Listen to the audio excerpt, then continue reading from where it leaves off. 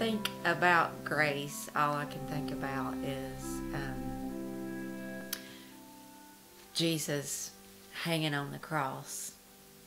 He died for me. The churchy definition is unmerited favor, but I like to use the word undeserved kindness of God. So it's God's kindness that we could never ever deserve.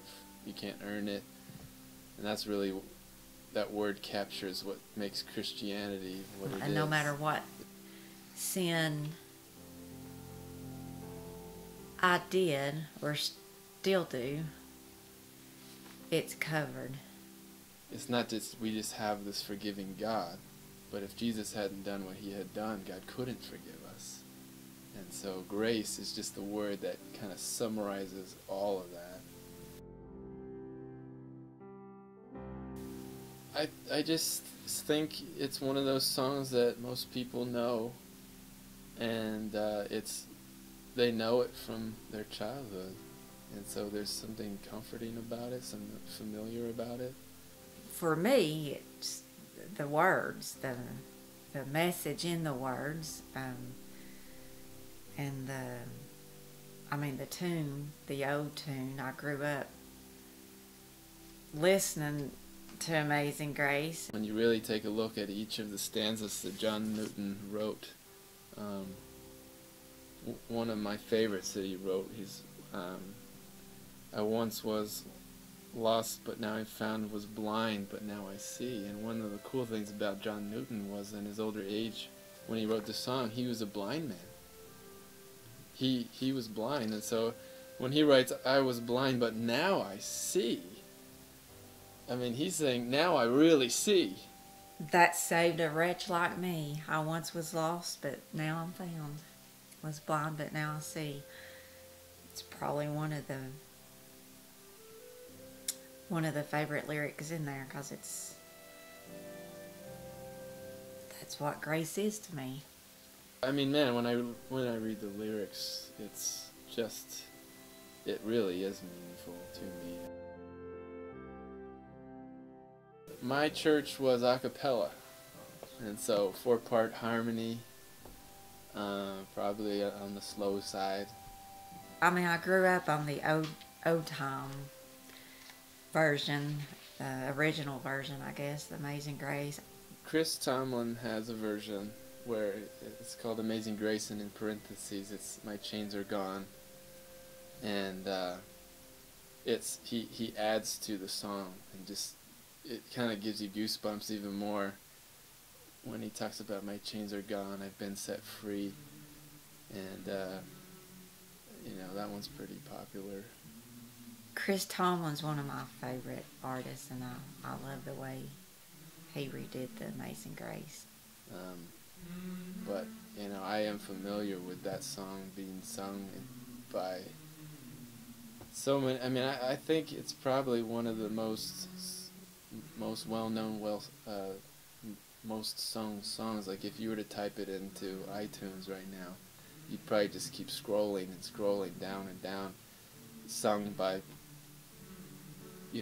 people like Elvis and Johnny Cash. Lee Strobel's got this new book called The Case for Hope, and there's a story in here where he shares how he had been an atheist, and at his wedding a bagpiper played Amazing Grace, and he was like, wow, that's beautiful.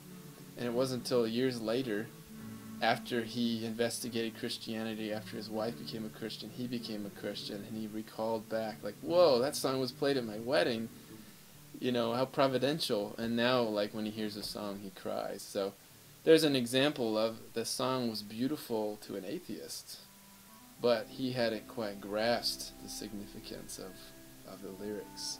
We've all experienced the death in our family of loved ones, and from my experience, the grace, Amazing Grace, God's Amazing Grace, it's got me through those difficult times.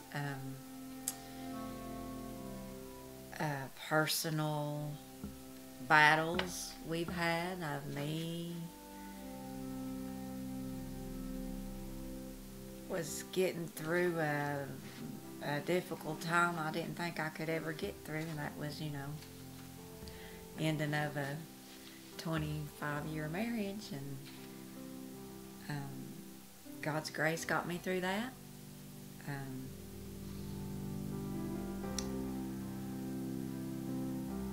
It just, as a Christian, it just helps you get through difficult times in your life, and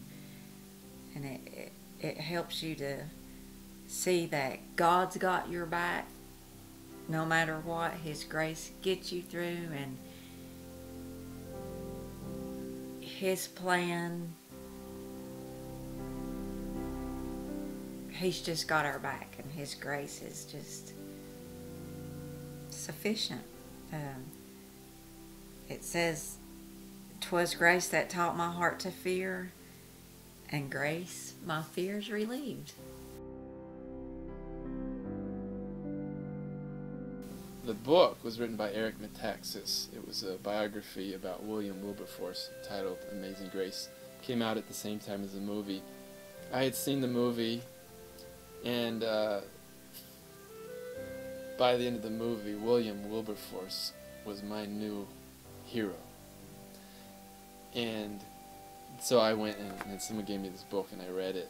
And I haven't read a lot of books like this, and I mean, I underlined stuff on every page and just was so impressed.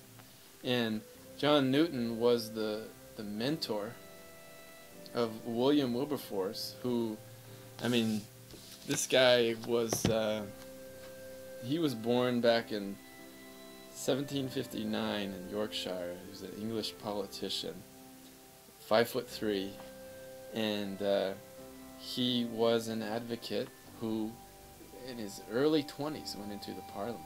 Really impressive. And basically devoted 50 years of his life to abolish slave trade. It took the first 20 years, I believe, to abolish slave trade in England, and then another 30 to abolish slavery altogether. And he died maybe days before that happened. And he influenced Abraham Lincoln.